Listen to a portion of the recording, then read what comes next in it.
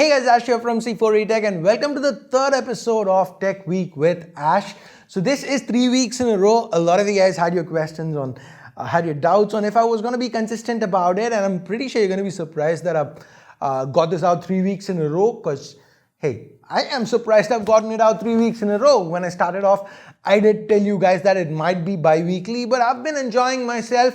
Taking the script, tearing it off and just giving you guys whatever I feel, raw emotions and all that. So today we're going to continue with that trend. I'm going to go ahead and talk to you about everything that's happened this week and then bring back your favorite Ash answers. I'm going to be picking questions that you guys asked, not just on Twitter, but also in the comment section. And let's go ahead, take a look at all that. So without further ado, like, thumbs up, subscribe, blah, blah, blah, blah, blah. Let's get to the news. So first off, Facebook is coming up with a smartwatch. Facebook is supposed to be working with Google, working on Google's Android system for a smartwatch. The last time Facebook actually did something with regards to Android was a phone that they came out with. They worked with HTC on. The phone's dead, the HTC is dead, and hey, HTC is not really dead. I did an unboxing of their latest phone, so go ahead, check that out if you haven't yet. So the point is, Facebook is a security mess at this point, right? They've been trying to screw people over for a long time, right from free basics or whatever it is they called in India. Right from there, they've been trying to monopolize. I use their monopoly on social media, something that even Google's not been able to stop, right? Google Plus was a huge failure or could failed. So Facebook has the monopoly there and they've been trying to leverage it into something, and smartwatches will give them access to more data. So hey, that's happening. And then talking about phones that are happening, the Mi 11 Ultra.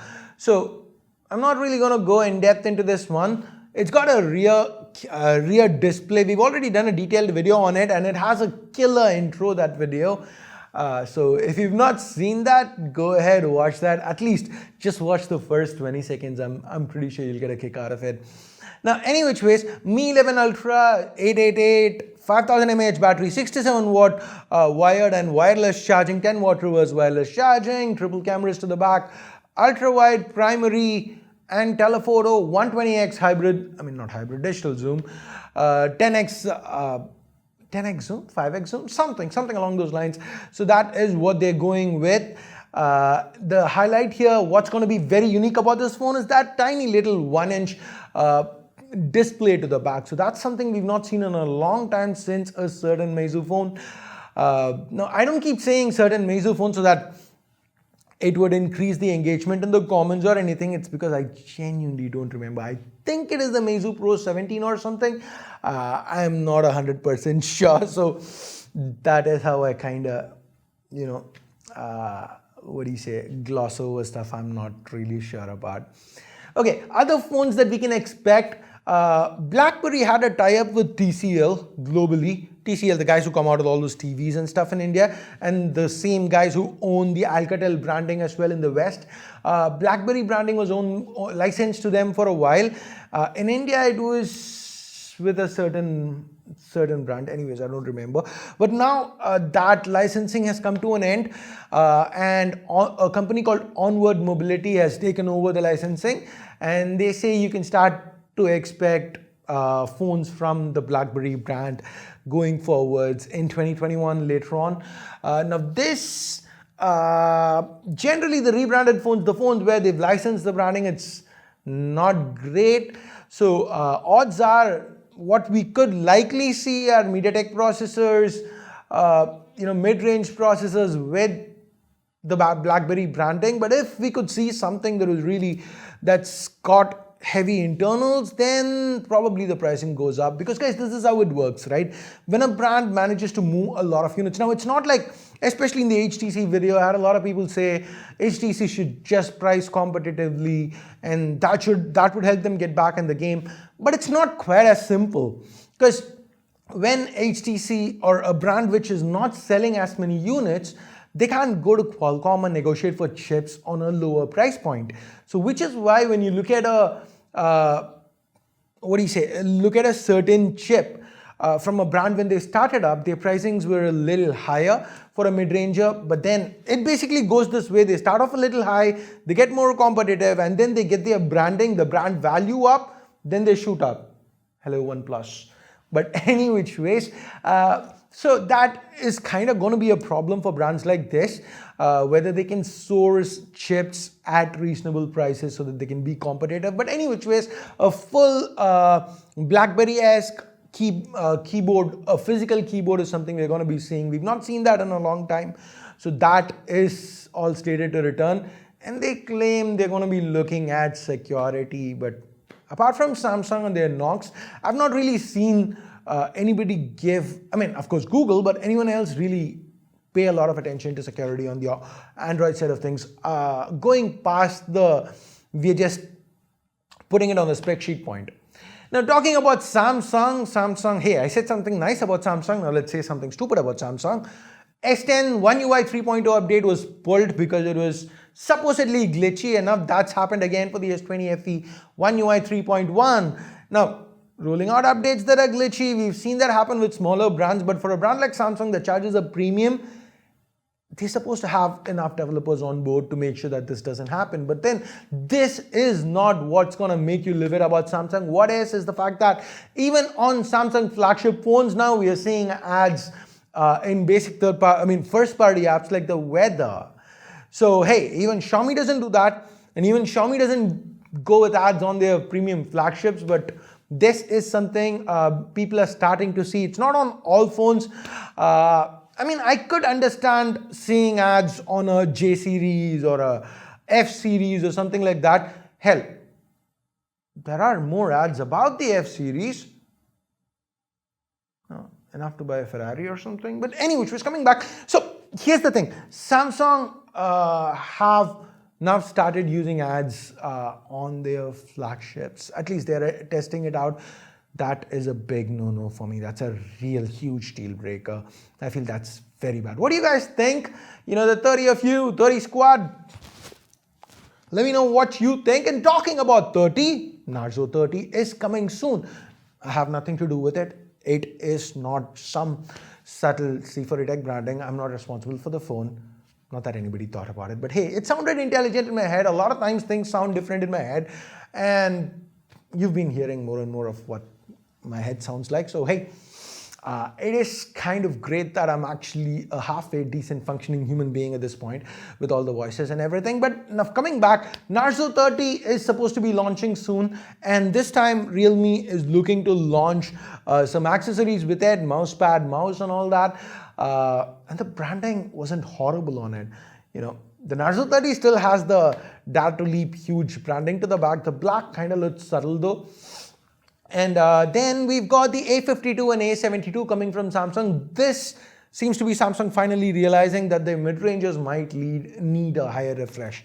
Now, I'm not particularly interested about the A52 or the A72 because the A series, it's catering more towards offline. So the prices are going to be high, but whatever features an A phone gets, probably a F phone will get it later. So an F or an M phone will get it later. So that is what we're going to have to wait for. Hopefully Samsung moves on from the Exynos 9611. Hopefully they move on from that 60 Hz panel. But their panels have always been excellent. So their AMOLED panels. So here's, fingers crossed, a 90 or 120 Hz AMOLED panel on a mid-ranger from Samsung.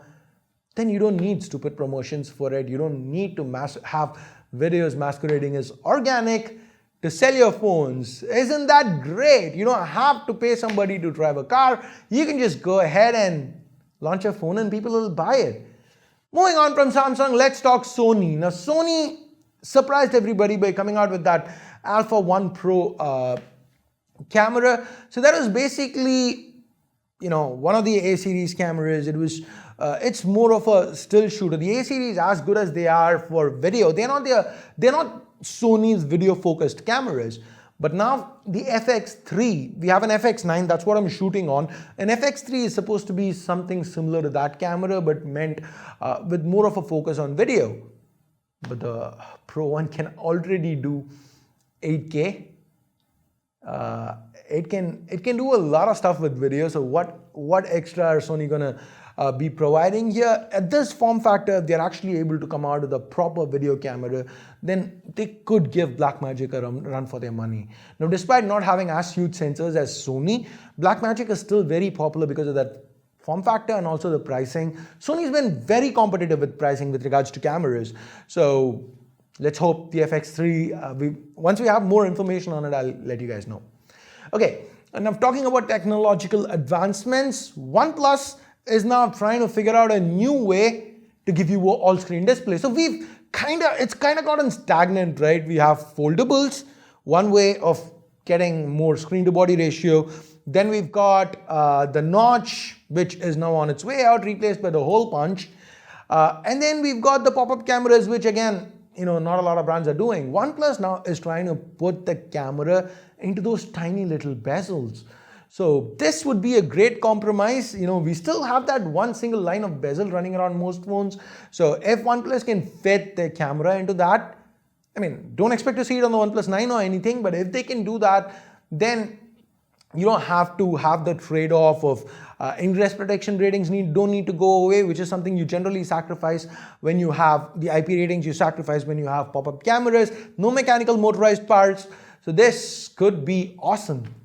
And then Nvidia is trying to buy ARM. So ARM is what all these brands, your Huawei's, your Samsungs, your MediaTeks, everybody licensed the technology for their cores from.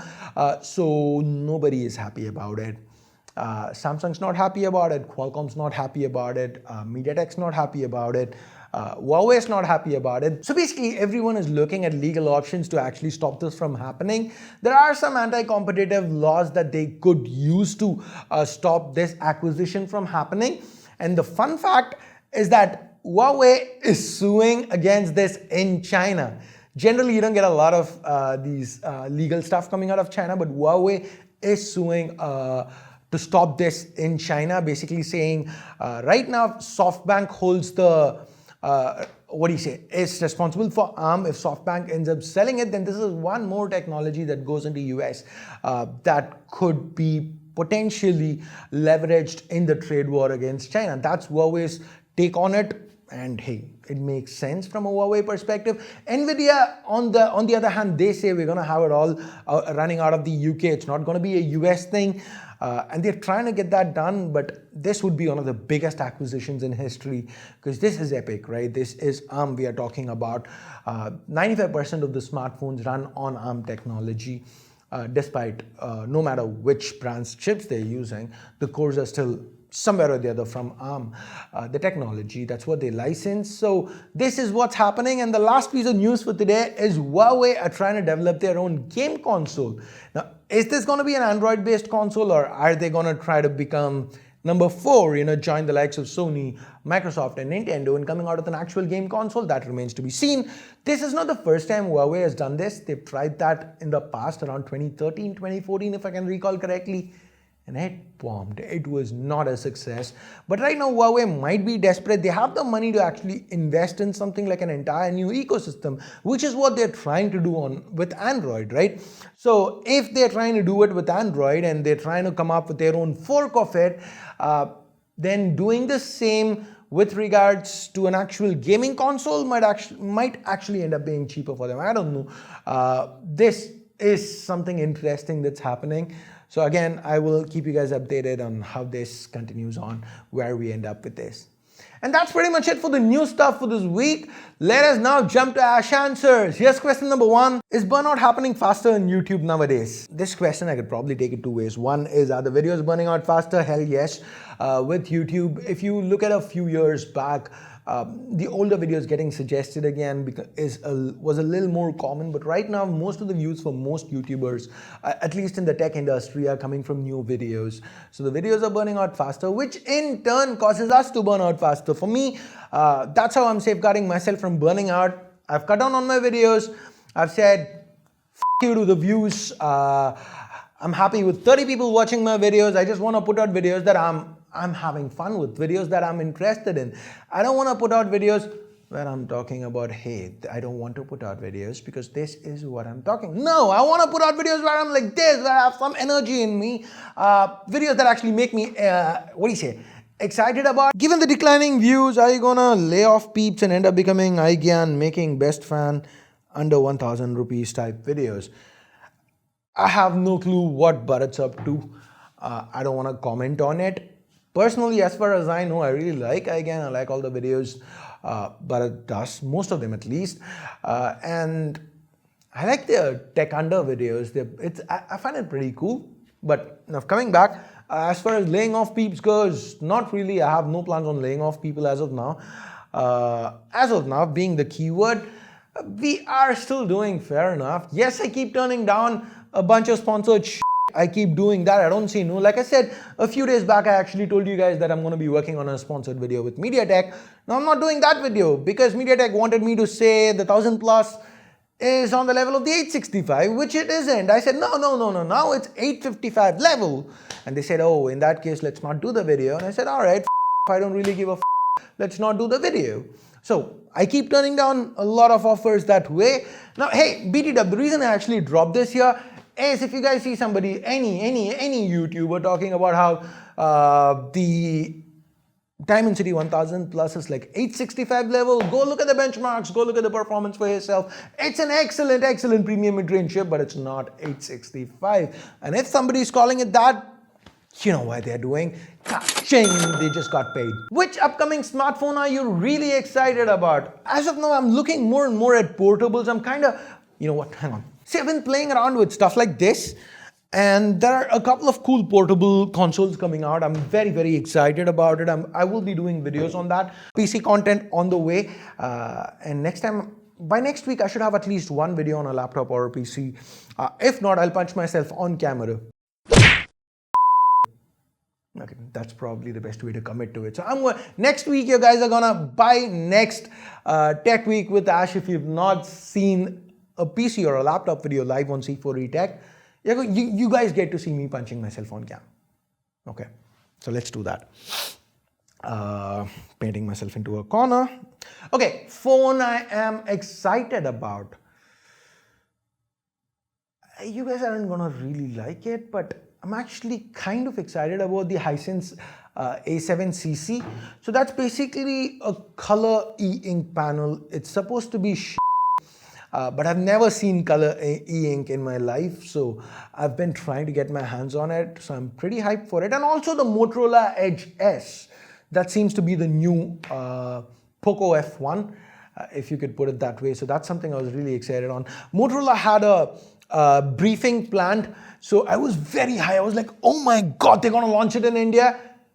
And it was the new E7 Power or something. My life. Glad to have Ashanta's back. Why is everyone addicted to the different super fast charging technologies? Everybody knows that it hurts the battery in the long term. What would you choose between the two, a bigger battery or insanely fast charging? So this is actually not true. I was about to do a video where I think it was about 6 months or a year back. I was about to do a video on how much, I mean, I don't even remember. It was something along the lines of how faster charging speeds hurt the battery capacity in the long run. But then I started looking into it. I spoke to a couple of brands on it and I got proper numbers. I got research from Oppo, of all people. I think it's there online. You could search for it. If we do find a source, I will link it in the description under sources. So that's basically where the fast charging technologies have evolved to a point where the depletion of battery health is negligible. You could charge it slower, you could charge it faster. The battery health is not really changing a lot. So that is basically what those numbers showed me, which is why I kind of thought, hey, there's no point in doing this video, and abandoned it. But yeah, now the super fast charging is just one more marketing terminology, right? So as long as it's not like heart rate sensor or something, you know, or it's not full-on speedy or something that they are marketing, which is stupid. I mean, Exynos 9825, awesome, but the marketing term, I mean, what's with the monster shit, right? If they're just marketing speeds, charging speeds, I think that's okay. Ash is back and it feels good. How legit are the OnePlus 9 Pro leaks from Dave's Discord? I'm okay waiting for that if it seems relatively legit, or do I just go out and get the iPhone 12 as you suggested earlier? I would probably say wait for the OnePlus 9 Pro because it did seem quite legit. the explanations that Dave gave for it were on point. So I feel that could happen. So I mean, in for a penny, in for a pound. You've already waited this long, then why not just wait a few more weeks, see what OnePlus has in store before you pull the trigger and buy an iPhone 12. I mean, how does the use of YouTube Vanced and premium subscription affect those YouTubers who earns through ads in their video? YouTube Vanced does not help anybody. YouTube Vanced helps you have a better experience. And I feel it's okay for people to use YouTube Vanced these days because Google has been screwing up big time with the ads, right? Now it's very common to see 2 non-skippable ads before a video. Sorry, if there's 1 5-second skip ad, that is cool. I did not recommend Vanced to people at that point. But now this is just so unreasonable and I make money off said ads. Premium is excellent value for money. Don't get me wrong. You get YouTube Premium, you get YouTube Music along with it, and for a family plan, it just works out so cheap.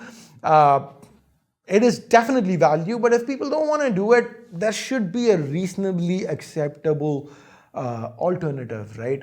But the number of ads that we are seeing is just not reasonably acceptable these days, which is why I have gotten to the point where I say, hey guys, watch, use YouTube Vanced, I'm fine with it. I don't have a problem. And with that, we get to the end of today's video. Those are all the questions we have. So I don't know what the runtime is, but hopefully I did not put you guys to sleep, and hopefully you guys were interested, you found the video interesting. Any which ways, let me know in the comments below what you 30 people or so who made it to the end of this video actually thought about it. Your comments are, I mean, they're worth everything to me. So please go ahead, leave a comment, let me know whatever you felt about it. Any constructive criticism, feel free to let me know. And I guess that's pretty much it. I'll see you next week. Hopefully, fingers crossed, if I don't procrastinate, if I don't skip out on it, I will see you next week on this show. But of course, I'll see you tomorrow or day after with a video before that. And make sure that you are subscribed, bell icon, all that stuff. And thanks for your time. Thanks for watching. Till next time, my name's Ash. You've been watching C4E Tech, and I'm signing off for now. You guys have a great day. Bye-bye.